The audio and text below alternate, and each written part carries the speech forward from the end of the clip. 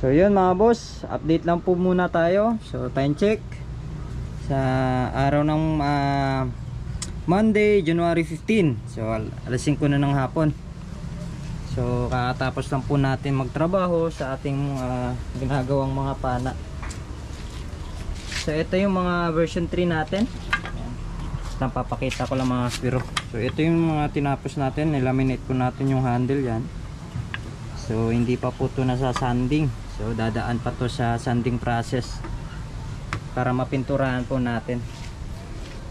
Then ito naman po yung mga na primer epoxy na po natin.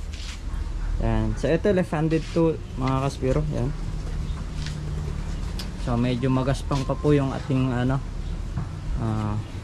pana kasi nga sanding process ay primer epoxy po yung nilagay natin dito. Kasi lilihain pa po ulit natin para at least mas makinis na po siya. Yun po, medyo marami po yung mga na primer epoxy natin. So konti na lang at matatapos na po natin. Then eto na rin po yung mga iba. So version 3, ito laminated wood, so clear wood lang po siya. Mga ganito po siya mga kaspiro. Ito version 3, yan po siya. So kasing ano lang. Then yan po yung nipis nya, manipis din yung head nya. Yan. So konti na lang. Ito 50 cm to eh. Ito 50 cm. Yan. So mga laminated wood. Then ito naman yung mga handle pa natin. So nilalaminate lang po natin. Ito meron tayo ditong na primer na version 3. So medyo maganda na rin yung yung lapat ng primer natin kahit primer epoxy pa lang.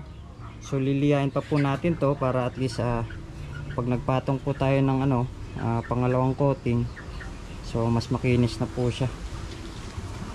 So konti na lang mga kaspiro, na-release natin. So tapos na po sana to kung hindi lang po tayo nagka-aberya nung pagpasok ng January ngayong month kasi mahababang brownout dito. So ito mga kaspiro is right handed. Yan natin dito. So hopefully malilihan natin to bukas.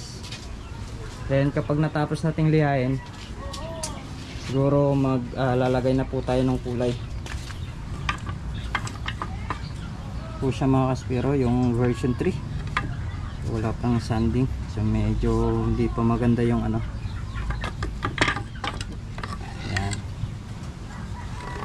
Kasi kakatapos lang talaga natin.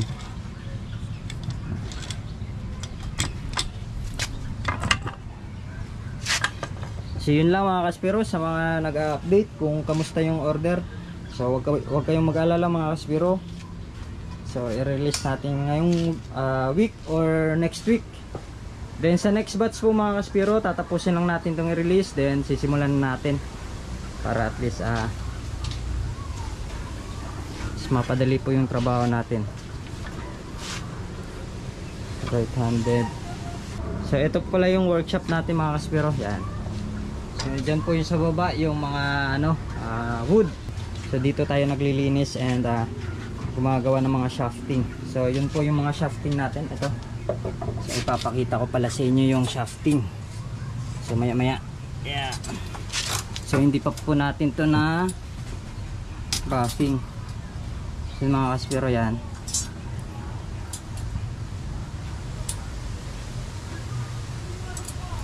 So kompleto na po to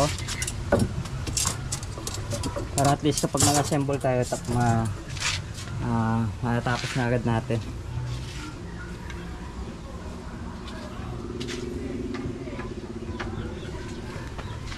Ito na pala yung mga tapos na kay Dodong TV. Matagal na to sa akin, so hindi ko pa natatapos kasi nga ibibigay po natin sa kanya to.